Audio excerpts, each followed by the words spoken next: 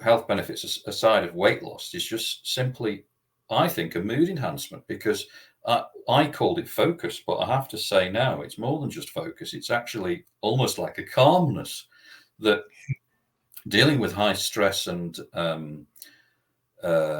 confusing or difficult situations is now a whole load better, because your brain is working in a much more harmonious way, Well, folks, it's a very real pleasure today to introduce to you Jon Brookes, who lives in the UK and has an amazing story to tell. I think it's amazing because he's somebody who has beaten diabetes too, and in the process lost a considerable amount of weight. Diabetes is a absolutely colossal sized problem in the world today, facing nearly every nation, and literally millions and millions of people affected. And all for a disease that, if we believe what the doctors are saying, is entirely preventable. And certainly Jon's story is that it can be put into remission or reversed. So, Jon, thanks for coming in today, and welcome to the Carnivore Pensioner. Well, thanks for inviting me, Larry. It's good to be here. Yeah, Jon, just take a few minutes and sort of introduce yourself, and then share with us, a little bit of an outline of your story and what's taken place in your life health-wise over recent years. So I'm an over 50s, 56-year-old guy in the UK. Nothing particularly interesting about my living or background. I'm a tech person. I'm into technology as a web engineer and a web author, and I work in internet facing concerns. I do a lot of, obviously over the years I've done a lot of office work, quite sedentary roles. I've always tried to build in exercise into my daily work pattern, so that wherever I could, I avoided driving, even if I could get on a train or a bus or a plane or an automobile or whatever, rather than actually driving everywhere and not moving.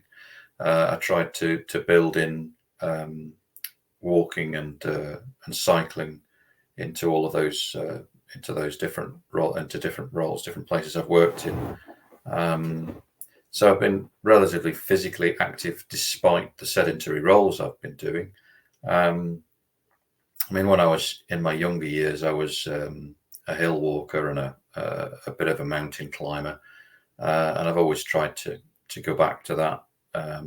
So up until only recent years, I was going up Snowdon Mountain in Wales here. That's one of the higher points that we've got, Scarfell in the lakes.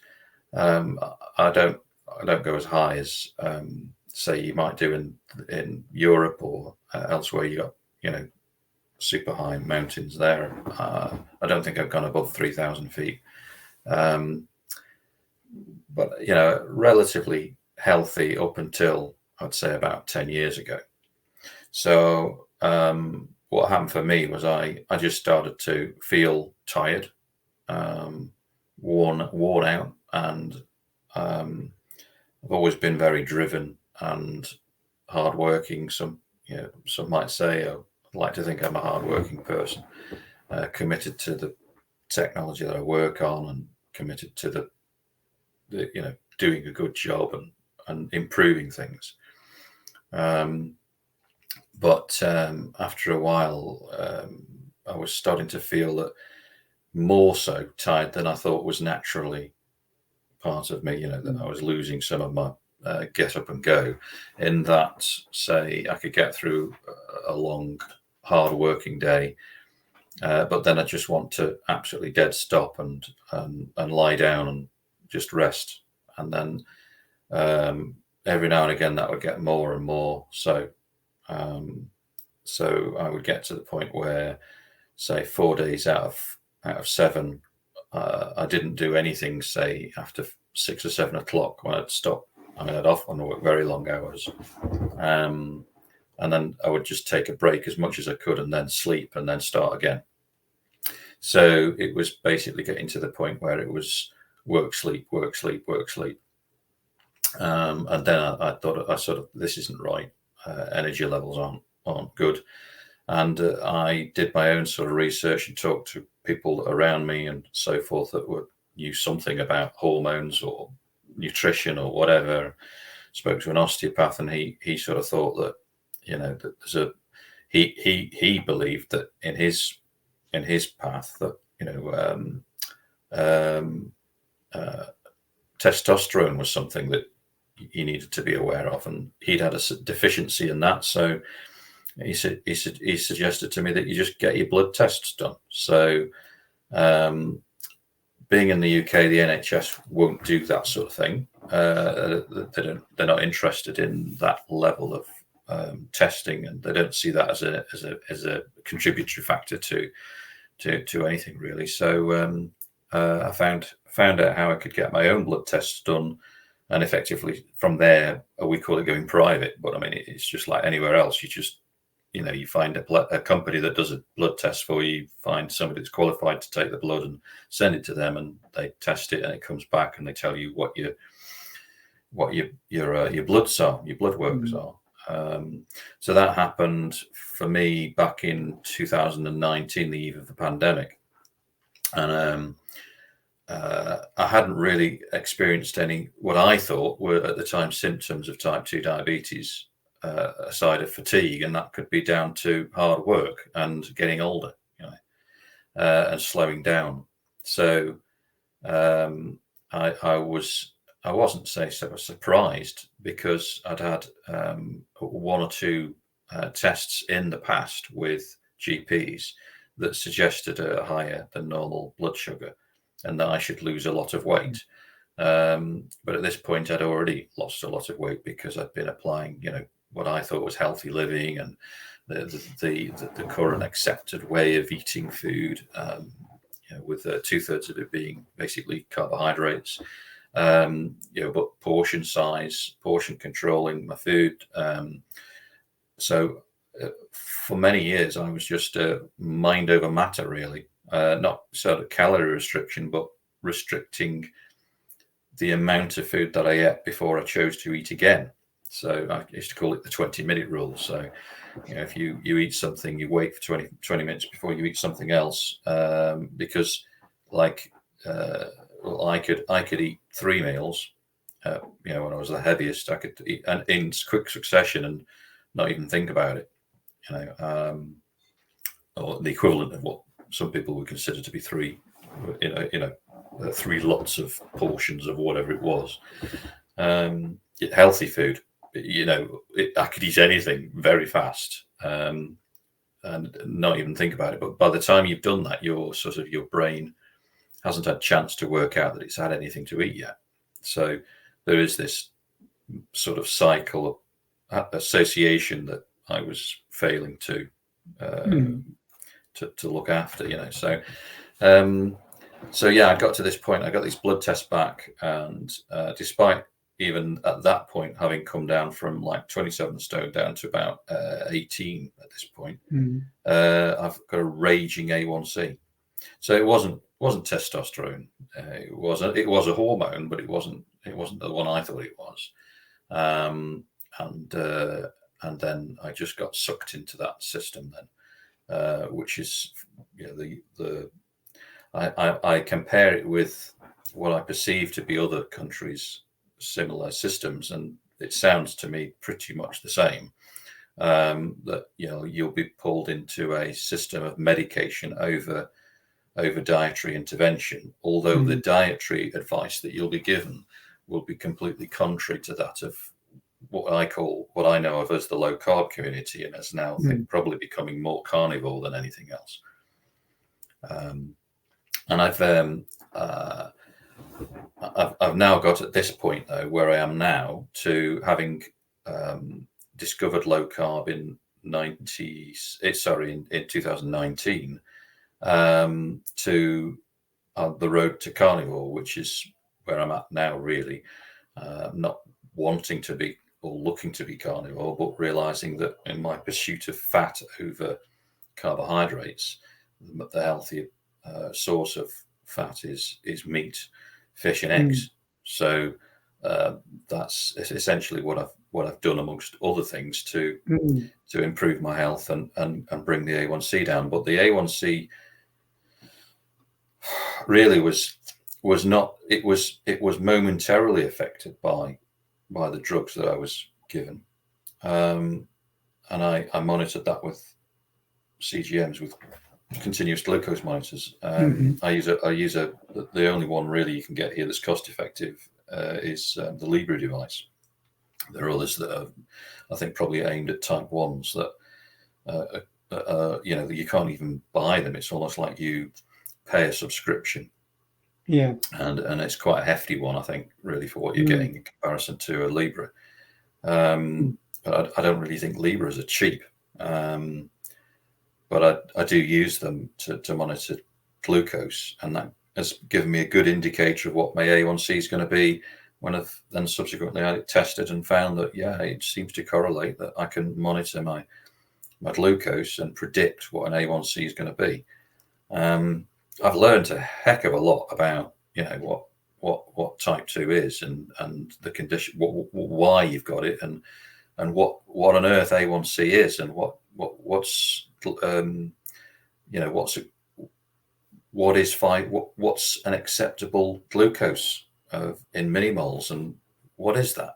Why is it that glucose is measured in testing kits and then A1C is something else entirely? And there's none of this is really explained, I think, in any way to diabetic patients. But I think the ones like myself, and most likely yourself and others, we go find out ourselves. Yeah. And we've not really had explained to us properly by doctors who in my experience is generally that I'm lucky if I get 5 minutes with one. Yeah. And if I pay money, I'm probably fortunate to get 30 minutes. You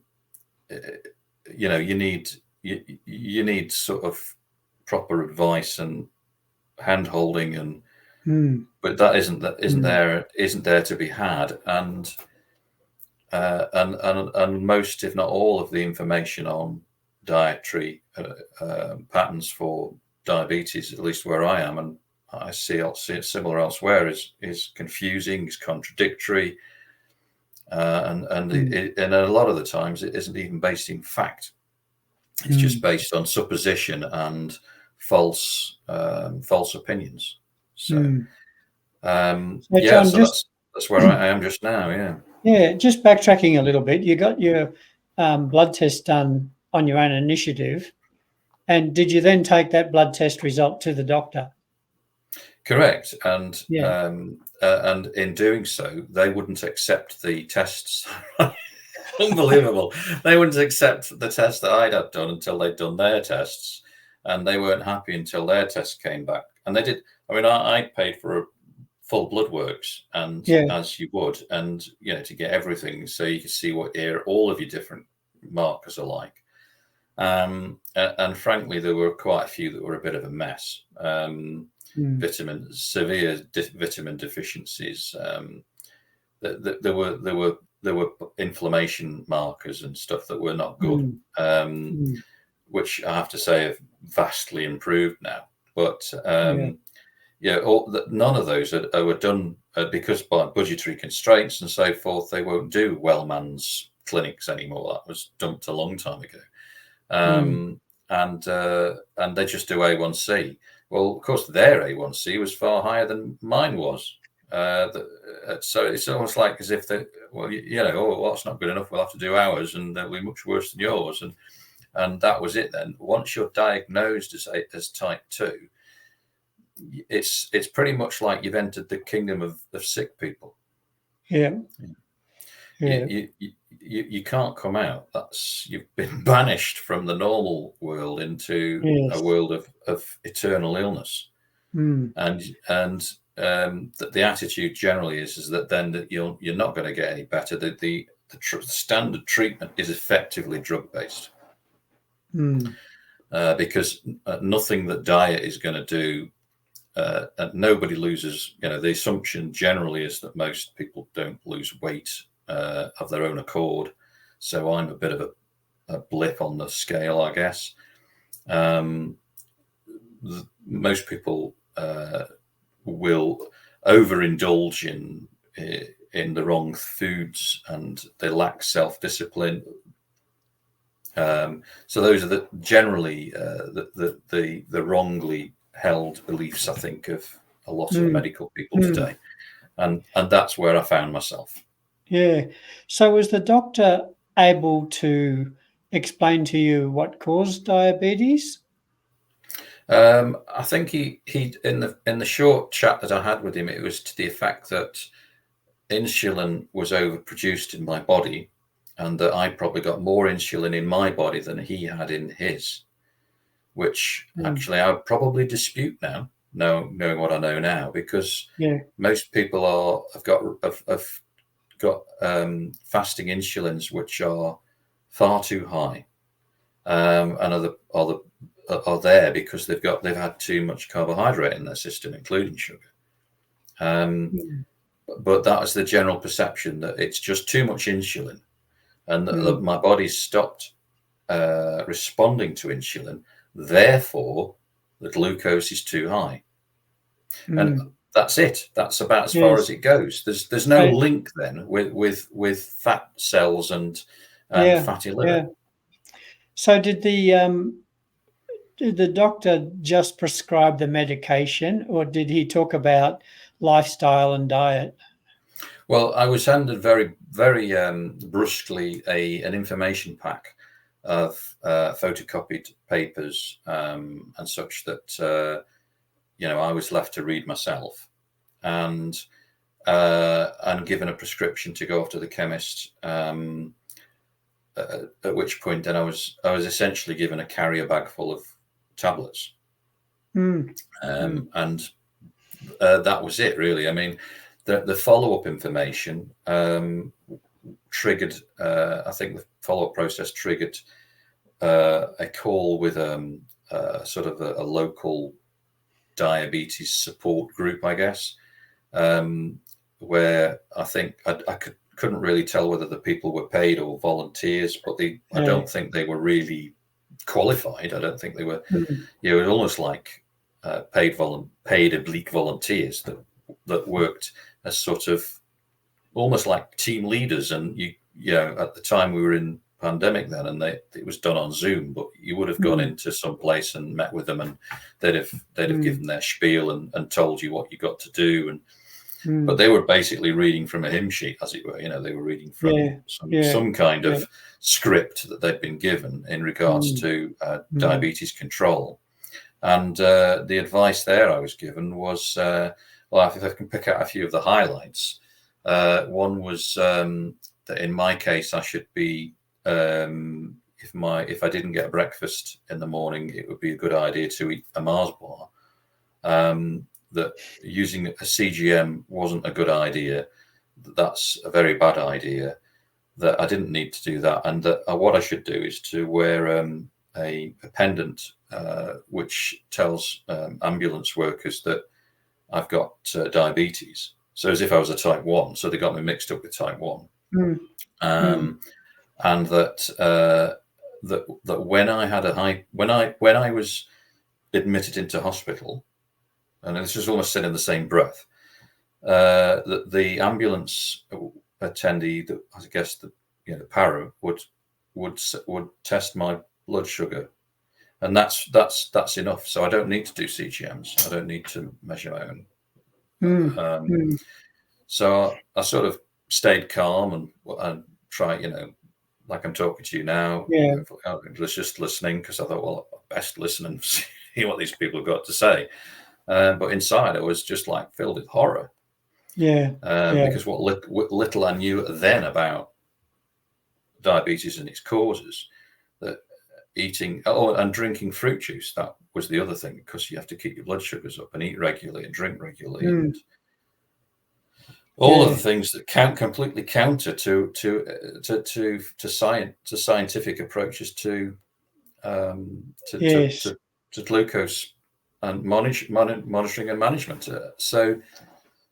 And then proceeded to be told by the same person, these people involved in the support group, pretty much told, the physical things that I would have to avoid, like I stopped scratching and that because it could cause ulcers, and that somebody only not far away from where I lived had lost their toes, and but that person apparently was one that drank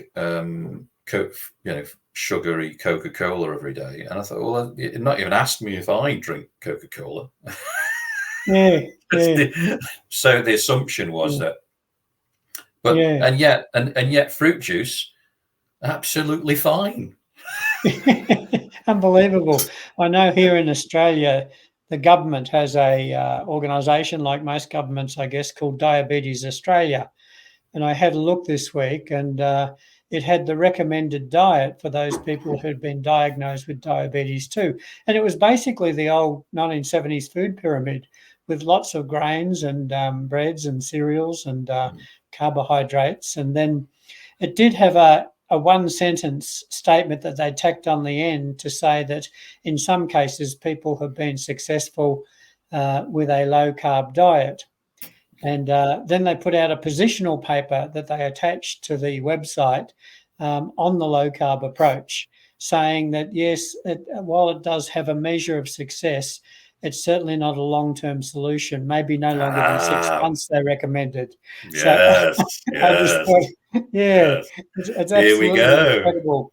So John, the thing is, if you had only ever done what the doctor said, what would have happened?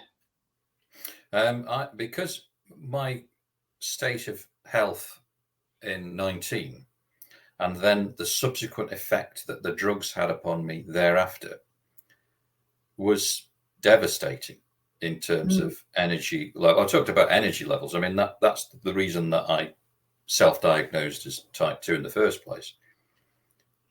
I could not get up. I could not move after 5 o'clock. At the peak of that, so I could do my day job. That's fine. Yeah, I could do my job, and so I was functioning. But outside of that, I had no other life. I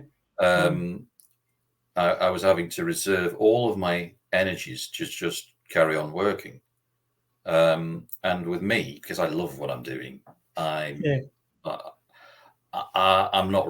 doing that at weekends, and and I know if I can't code in the night, there's something wrong, mate. So I knew that was getting bad, and I knew that in time it was going to get worse because I could feel it getting worse. So if I put a trajectory as to where I would have been on medication, poor dietary, foolish, insane food advice, insane, I can't put any other thing to it, I would have been in a wheelchair because I wouldn't be able to physically get around. And some of the symptoms that manifest themselves at the height of that were the so-called, what people called, oh, you will have been feeling numbness, won't you? What? I don't think so. But there's something that with type 2s get is something they call neuropathy, which is effectively, it's your body's nervous system shutting down. And what happens there is, I follow Ken Berry, and one of his many copious videos covers this subject in succinct detail and with brutal accuracy. It's like having an amputation almost, because people have pains of limbs that have been amputated when they're not there, but your nervous system is sort of saying there's something wrong, there's something wrong, there's something wrong. And what I'd taken to be Geronimo sort of like you get cramps, weren't cramps at all. It was it was the neuropathy. Mm. So there were things that I thought were just other things that are really the type 2 manifest. And I can put all of that lot together. You've got somebody who can't move much because they haven't got much energy. They're in constant and frequent sharp jabs of pain because of the neuropathy. Gradually, they're going to lose sensation of their feet, their hands, their extremities, their limbs, and then of course you've got diabetic ulcers then that can come in because of the inability for the body to heal injuries that you can now no longer feel, because you've probably got neuropathy so bad now that you can't tell whether you've dumped your toe or anything. So you could easily have an injury that pretty serious, isn't it? Very, very, very serious, very serious. So you could be then looking at well, you certainly will be you could even be an amputee. So and I'm looking at what other people have experienced and have talked about on the diabetic elsewhere without the interventions that we're discussing, and that's what's happened to them. So that is what would have happened to me. It wouldn't have been any different. And why would I be anything special? In fact, if anything, it might even have happened quicker with me, because I'd got a higher body mass than a lot of people that are already type 2. So, John, what did you do? What steps did you take yourself to explore further? So it was step by step, really, and very slowly, catchy monkey. I didn't do anything rapidly. I saw the low carb down under folks. I watched a few TED talks that were going around at the time. Like the sort of the big fat lie sort of era of videos that were going out in regards to fat versus carbohydrates, and I didn't really think of going full on meat based, but I just looked for where my carbohydrates were, and of course sugar was completely out, so I cut that out. And then seed oils, that was early on. People said in the things that I've been watching, don't use seed oils. And at the time, I didn't really particularly understand why. I understand a lot more why now. So those were the early steps, just to cut down on carbs, no sugar, try to get down to even below 50 grams of carbs a day, 20 grams ideally and lower. But I didn't do anything to limit my food intake other than avoid things with starchy carbohydrates. And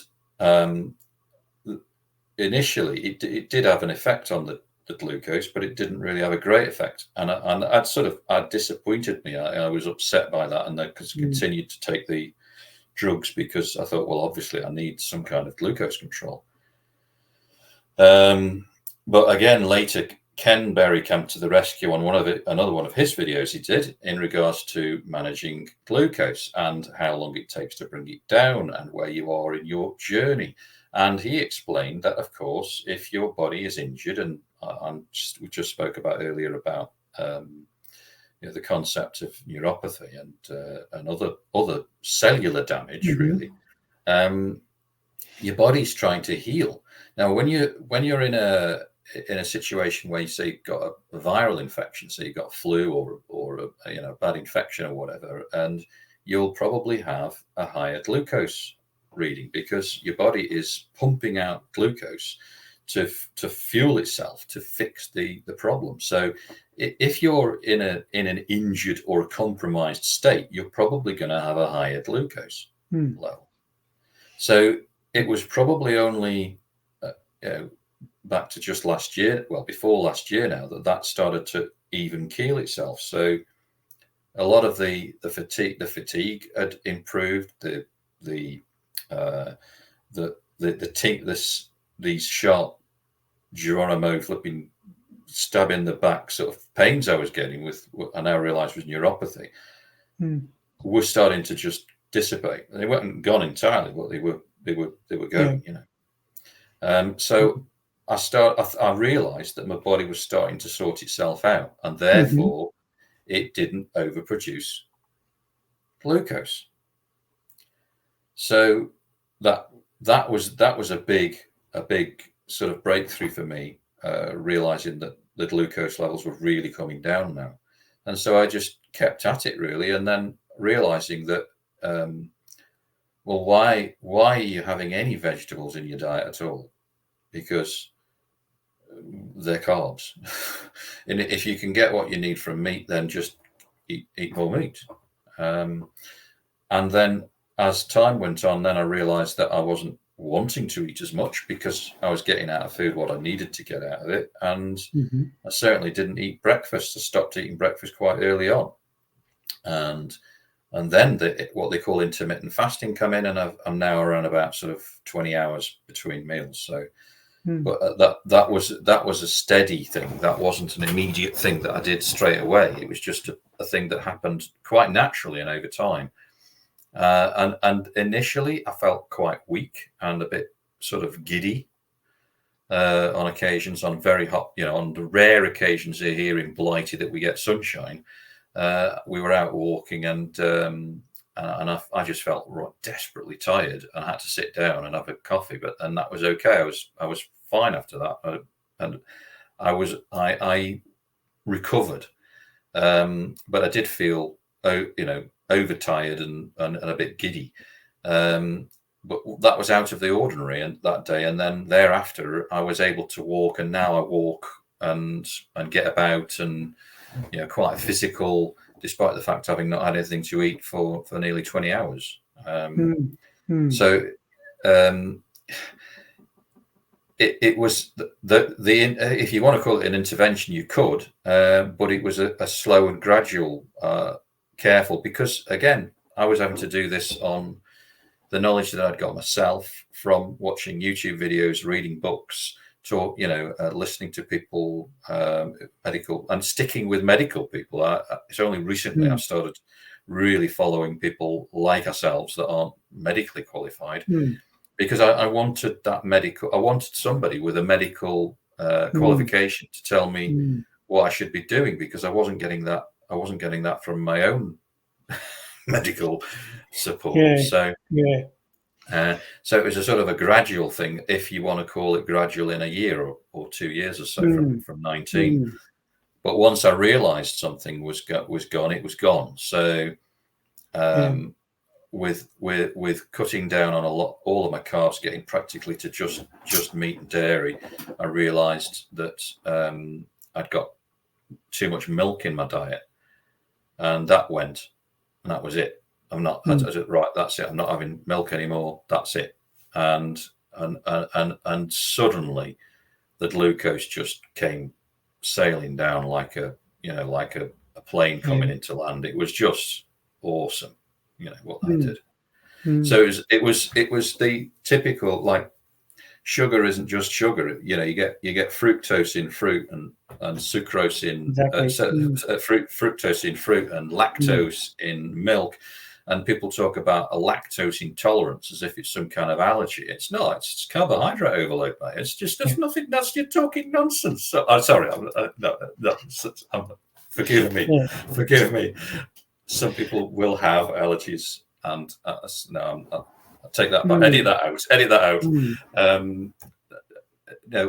out. In my case, I would have had carbohydrate overload with milk. And in any case, I'll keep on quoting Ken. Milk. Ken said milk is generally for babies and calves. The best milk for babies is human-made milk from the mother, and then calves do pretty well on cow's milk. Yeah.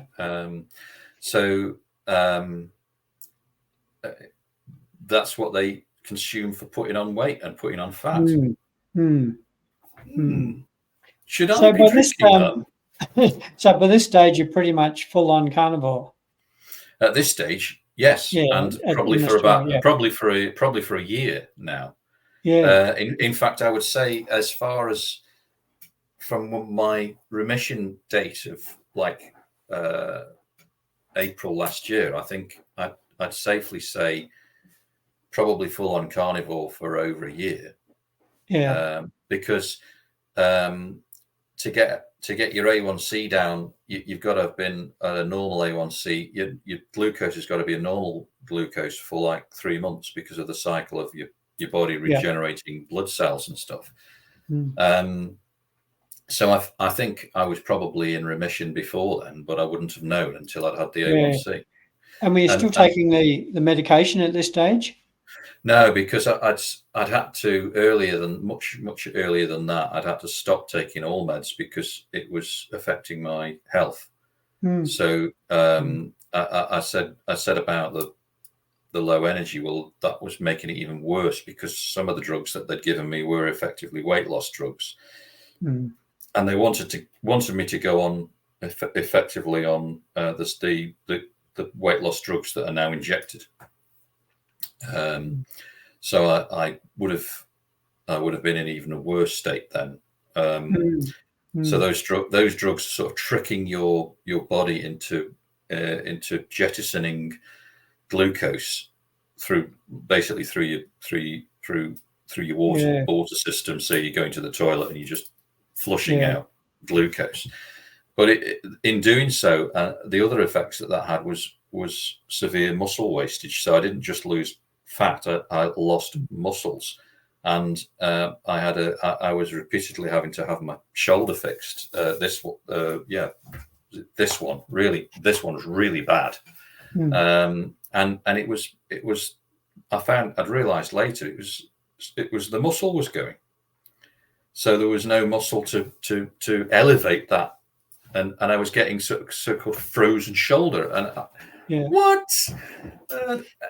So I'd had to take myself off those. I'd been off those for any drugs for about 2 years.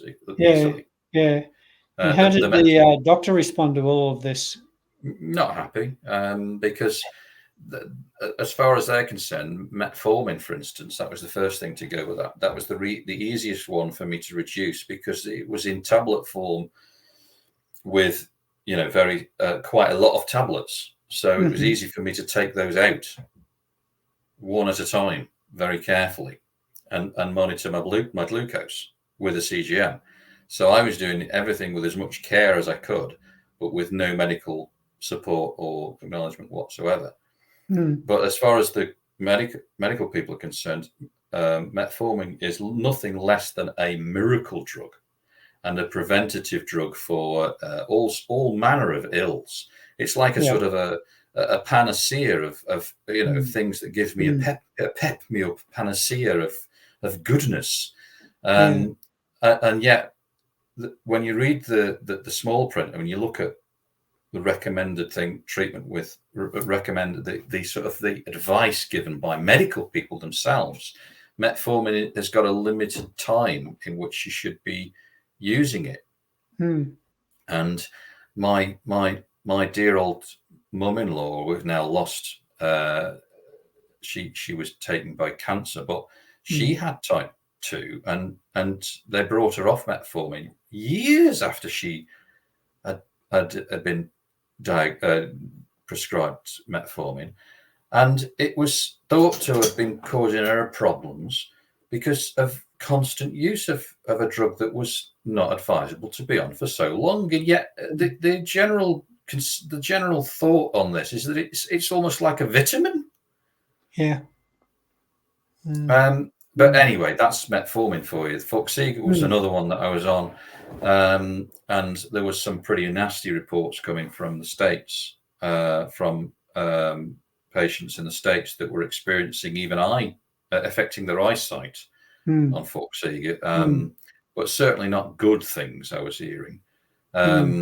So that was a difficult one because they come in a higher dosage, a smaller tablet.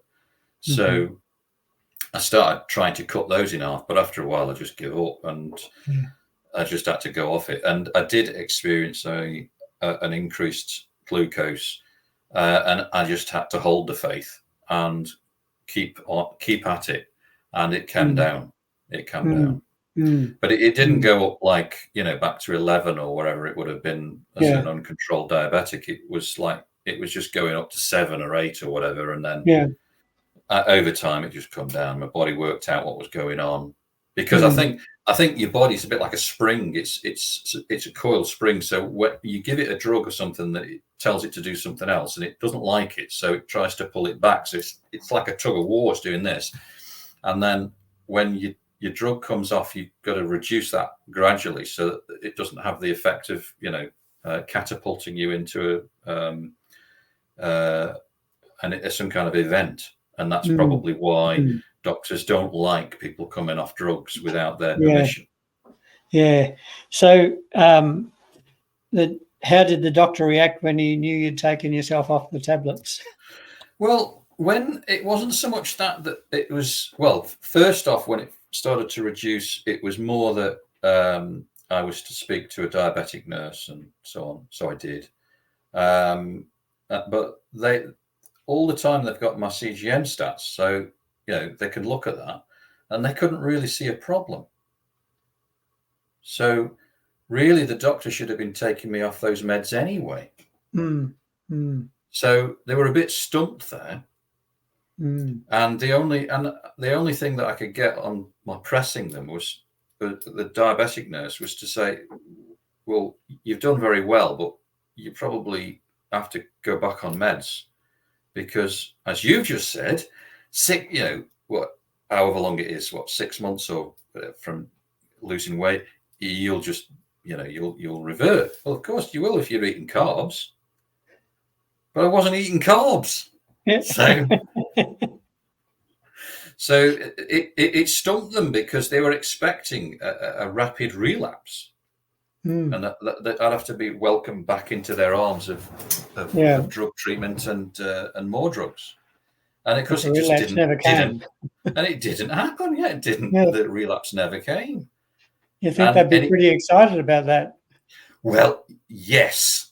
If it was me, I would have been screaming, shouting from the rooftops that this patient's cured. He's cured. It'll be like it's a miracle. But nothing, absolutely nothing. And whenever I've encountered anybody else, I've said, "So how many people have you got on your current client list that are in remission?" None. There's no hesitation. The just answer is none. So I have to wonder, why is that? Because I'm in a relatively big conurbation in a albeit small country. I looked at the stats that you discussed earlier before we started this, and I think we've got more folks here in this tiny little island of Blighty than you have over there, I think. So we're on UK population, according to the Googles. So nobody argues with the Googles. 66.97 million in 2022 in the UK, and 26 in Australia in 2022. So we've got pretty much sort of almost, not quite, but sort of getting on for 3 times as many folks.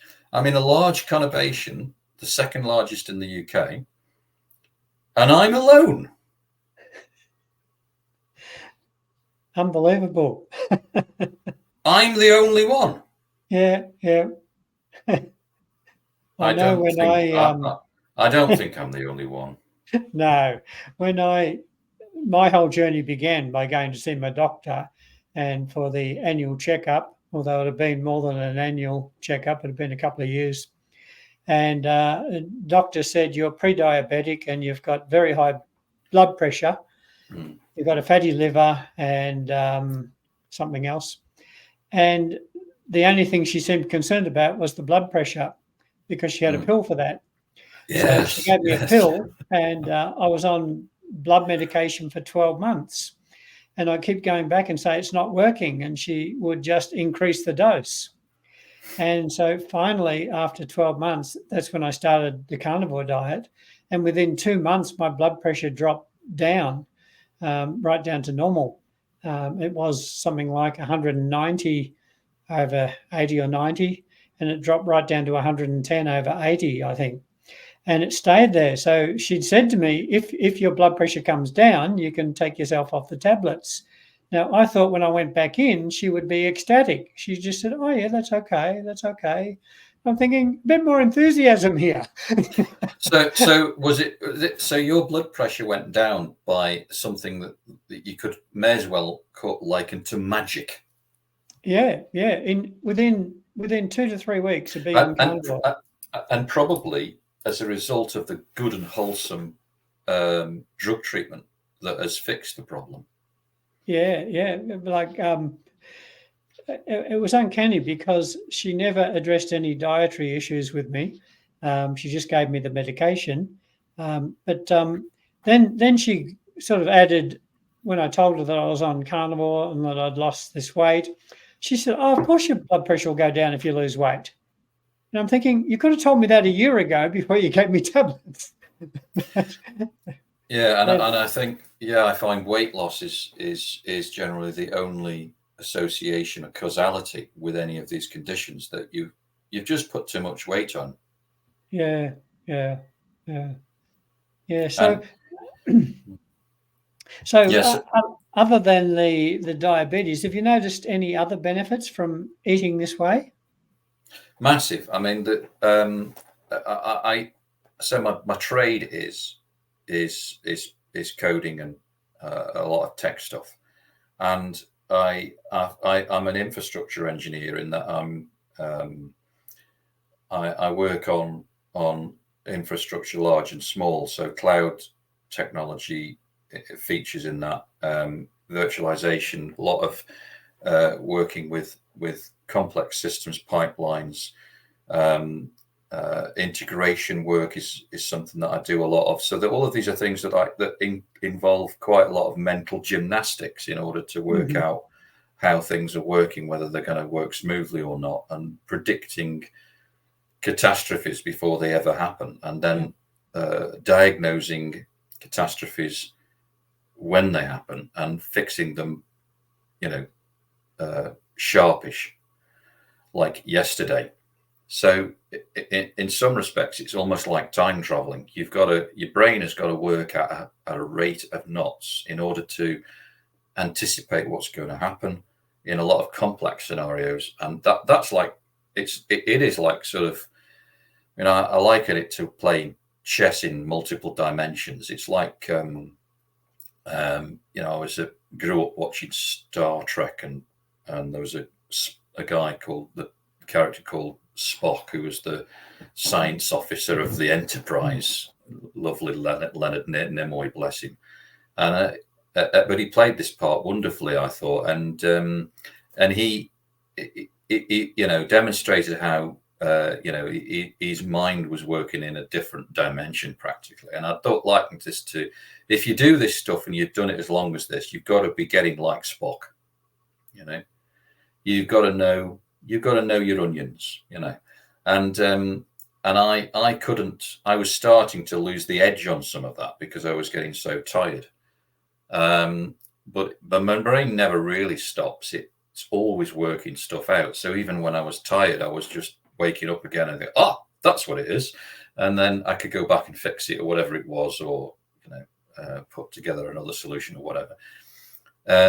But when I started the carnivore, wow, that was a difference, man. That was a difference. It was like back in January, I think it was last year, when we started this GPT thing come out, the AI thing come out.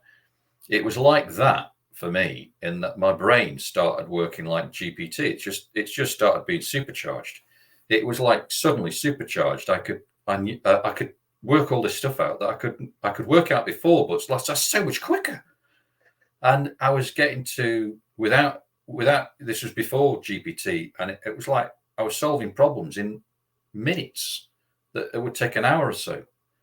So mental agility was just on the increase. It was just off the flipping scale. I didn't have any statistics to work it out on, but I did have how long it took to solve a given problem or an issue. And whereas, I was well practiced at problem solving, and now I'm getting faster at it. So I was led to believe that as we as old codgers get older, we get slower. And I was beginning to doubt this now. And I am beginning to doubt it all the more. I think I've come across some folks that work in statistics, and particularly mathematical people and science people, and I think they are at the peak in their early 20s, and then they tend to sort of slope off a bit. But I've talking with them, I said to them, well, actually, I'd suggest that with AI and stuff that you'll be able to extend that productivity well into your later years. But then you get scientists now that are really quite on in years that are still coming out with groundbreaking research and groundbreaking work. So their brains are really active. But I'd say, you know, if you want to boost your productivity even more, eat meat.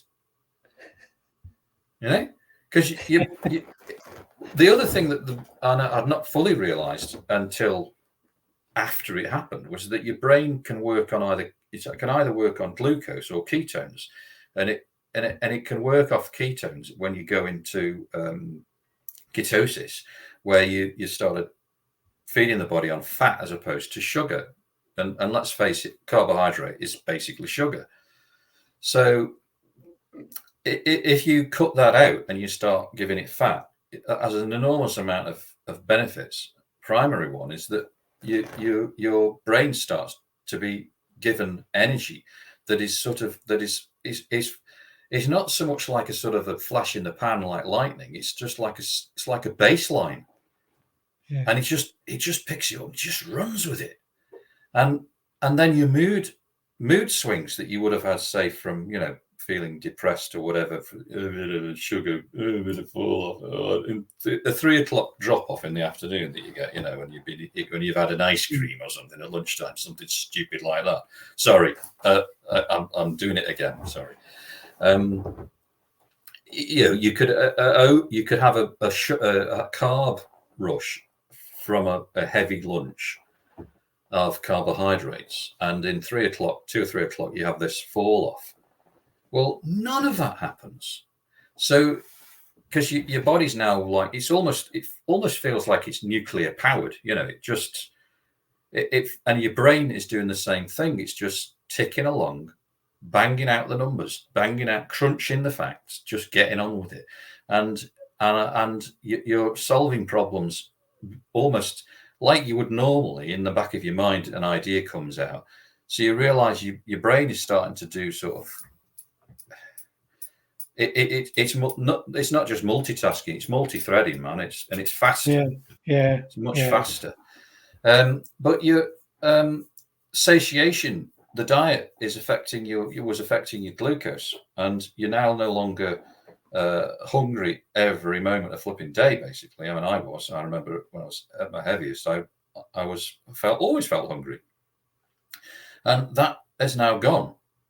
So you're now this level playing field, and the other you know, health benefits aside of weight loss is just simply, I think, a mood enhancement, because I called it focus, but I have to say now it's more than just focus. It's actually almost like a calmness that dealing with high stress and confusing or difficult situations is now a whole load better, because your brain is working in a much more harmonious way, you know, because its energy levels are harmonious. So it's the way it doshes out its alerts to the rest of the system, or deals with other interventions, so that, you know, shock, surprise, horror, you're a lot more calm and capable of dealing with problems and issues that you were before. So I'm beginning to understand now where some other people I'm coming across now are researching carnivore in relation to mental health. So what you feed the brain on, the fuel that the brain is given, is obviously affecting people's mental health as well as the physical health. And the brain is an organ like anything else. So why are we ignoring it? You know, why are we starving it of why would we starve it of the things that it needs? Like cholesterol it's practically made up of cholesterol, I believe. So it needs as much cholesterol as it can get. So why cut down on that, and then why pump it full of sugar? Mm. So yeah, they are some of the physical benefits.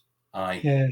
I'm beginning to find new things as I go along, and realizing that problems that I'd had before that I'd thought were just me. Another one that Ken was skin tags, and I always used to have skin tags, and I'd got them around my neck where I thought, because I was wearing a shirt collar, and I thought, well, that was friction. No, it's not. It's skin tags, and that's probably caused by insulinemia or carbohydrate overload. So, but I didn't realize that. Well, I don't get those skin complaints now. As a teenager, and prior to my being 18, and when I was 18, I was 18 stone, and thereafter I just put on a stone line for a year until gradually I got bigger and bigger, and I ended up as 27 stone. But something wrong there, never identified by anybody other than, stop eating biscuits, I think a doctor said to me. Well, okay. Yeah. So I think, skin complaints they cleared up as well. So even acne is another thing. The list goes on and on. The list goes on and on and on. Yeah. So, Jon, somebody listening to this who has been diagnosed with diabetes type 2, and they're wondering what to do, what advice would you give them based on your experience? Ideally, find somebody that can support you with carnivore. That's the ultimate. But if you're in the UK, I think that would be almost impossible. There are a few doctors that I come across that are. I mean, there's a guy called David Unwin in the UK. Yes, I've heard of David. Yes, he's a rock star. David is. I love David's work. He's amazing. But the problem with our system is that we can't rock up to a doctor's surgery in Newcastle or whatever, because it's allocated by budgets and population. So you'd literally have to. It'd be like moving somewhere for your kids to go to a school, and then hoping that you can get on his list. So you're a bit in a quandary there. I'd suggest that you probably find somebody online, perhaps, if you can afford that. But if not, just do it yourself. It can be done. It's not difficult, and it's certainly not rocket science. So the first things, I think listening to yourself, didn't you go full on? Did you go full on and just go carnivore? Yes, I did. Yeah. So that is an approach. But my experience and my tippy-toey, slowly catchy monkey, I could have done it faster. So if I'm to come from my experience at all, I could have just, if I was talking to Jon 3-4 years ago, I could have just said, Jon, just stop being an idiot. Stop eating all of your sugar. Stop milk. No milk. Stop milk. Soft cheese, forget it. Only your hard fats, and eat more meat. And that would have been probably all I needed to do. And then just don't, if you're eating 3 times a day, then fine. If you're eating the right things regularly, your glucose is going to come down.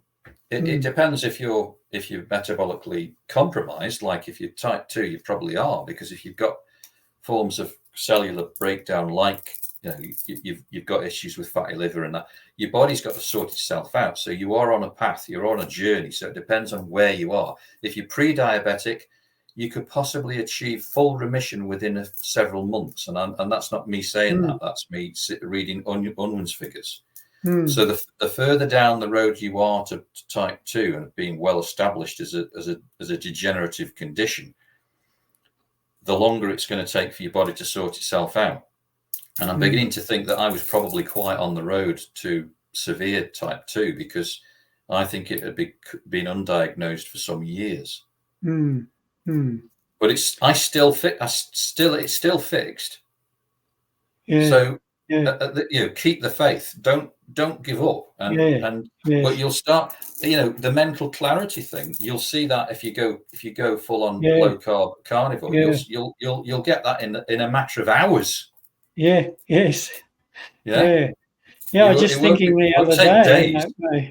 I was just thinking the other day that I'm 68 and I've been retired for 3 or 4 years, and I would always, prior to carnivore, I'd always have a sleep during the day and sleep in the morning because there's no reason to get up, and quite lethargic, and I'd do a few things, but I was very inactive. And now I was just reflecting the other day on just one single day, and I thought, look at all the things I got done today. I made a video, I did this, I did that, I was able to organize this, and I thought I'd never get through that normally. But you just have a new energy and you think more clearly. And there's that, what you were saying, the carnivore calm, as they call it. Yes. Nothing seems to bother you like it did before. And you see the world differently. You see people differently. You certainly see food differently. Yeah, it's sort of like, I can't bring the words to mind. I think it's sort of like the grace to realize what you can't sort out, and that's right. Yeah. To the effect that you just sort out, deal with what you can, and everything else has to find its own place. I mean, we are limited human beings, so we can only do what we can only do. So and if we're to just submerge ourselves in the anxieties of the world around us, we're going to be very anxious, and being in a constant state of fight and flight is not good. It's not good for the body. No, not at all. or the mind. But it does. There was in different workplaces I've come across. There's this idea of resilience and building resilience into mental health, which to me is more likely a tick box exercise where we'll enable the people to be more resilient so we can carry on behaving badly. Yeah. But it does give you, that's another thing that carnivore will give you ultimately, is mental resilience. As you said, that carnivore calm thing, you'll be able to deal with things that you previously didn't feel probably enamored to do so, but you will have that. I'm not saying it's not going to sort out catastrophe. People have terrible things happen in their lives, and that those things happen, and that I'm not saying that it would be a panacea for that, but it's going to give you a better chance. Well, yours is certainly a story of hope. I hope so. I mean, the thing that I have to sort of stop myself is from getting annoyed at and anxious about the fact that seemingly nobody, in the press and the medical, and our sort of press is pretty much goes straight to the NHS for advice as to what it should say in terms of health and diabetes, and they don't have any information on carnivore, low carb, or anything other than you should be going to your doctor, taking your tablets, and keep on taking your statins, and forget about the side effects. It's good for you, and that's it. And it's more or less what I've just said is more or less what's been on the news, read out to the by Auntie Beeb for whoever is listening to or watching the news these days. Apparently, we get it all from social media. But for those that are listening to the official press in the UK, at least, it's coming from the NHS. And I picked up comments from folks on different YouTube channels and that of them themselves been NHS workers that have been silenced, and they've said I've had to stop telling my patients about low carb and carnivore because I've been, and effectively they've been told, sort yourself out, you're off, mate, we'll strike you off. And that's what they tried to do in South Africa. So that one of the that guy just nuts. Noakes. And like it's almost like it's they're treating people that are doing low carb, anybody who's reporting that, as quacks. Quacks are people, are snake oil merchants, not people who are scientists like the true doctors like Ken and Noakes and that are real scientists and medical people. They're not quacks. And some of them themselves had these disorders and solved them themselves with low carb, with low carb, high fat, with carnivore. So don't call them quacks. Yeah. They're not quacks. Yeah. And don't demonize them and their work, and don't demonize things that have been good for us for thousands of years, like meat, fish, eggs. Yes, Stop it seems so obvious. Just stop it. And I don't really know, that could make me very angry, and I could get very ranty about that. Yes, but I think there's real hope now, though, because like for all the damage that we think social media might have done to society, and particularly our young people, what we do have today is at the click of a button. We've got people like Ken Berry and David Ullman and Sean Baker, and the list goes on and on. Ben Bickman, and there's so many now. At the click of a mouse button, we've got access to information that we never had before. It's kind of like the gatekeepers have been removed, and people can research, and they can have access to these doctors and medical scientists and see a different way. So I think that's very encouraging. And if the medical research papers are also open source, which of course they are, which is why people like Ken and that can publish the papers that he's talking about. Yeah. So you can read that and make sense of that.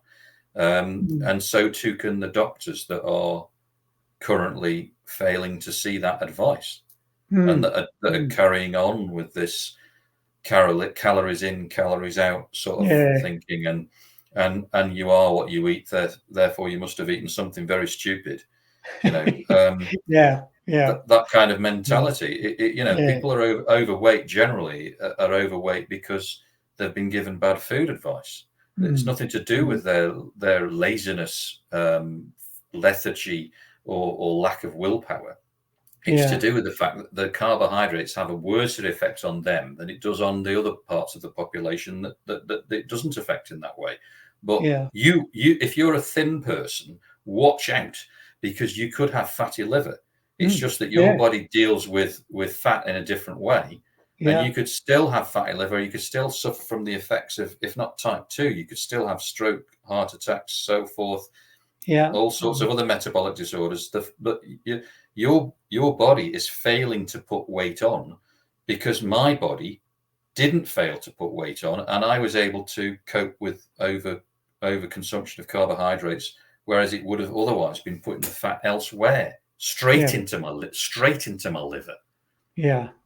So it just depends on your genetic makeup as to how you're going to put weight on. Fat people are not lazy people. Fat people are metabolically compromised, and they need to be given proper food advice. Just so true. Oh, David, we've been talking, John, we've been talking for over an hour, and it's been a fascinating conversation, and there's no doubt much more that we could say on the subject, but I just wanted to say thank you for your time. I appreciate it very much, and I know many of our watchers and viewers will appreciate hearing your story, a story of great hope and encouragement. So, John, thanks for joining us today. Thank you, Larry. And I'll put a link in our description to John has a blog. I think fatman.page, is that the address on the screen? And also he's mentioned some books that he's found helpful, and I'll put a list of those in the description also. But thanks, John. We appreciate your time, and we'll see you sometime down the track. Sure. Thanks, Larry. Oh, what an amazing story. We thank John for the time that he took to share with us his amazing journey. Look, if you're watching this and you would like an opportunity to come on as a guest of our channel, then I would love to hear from you. Just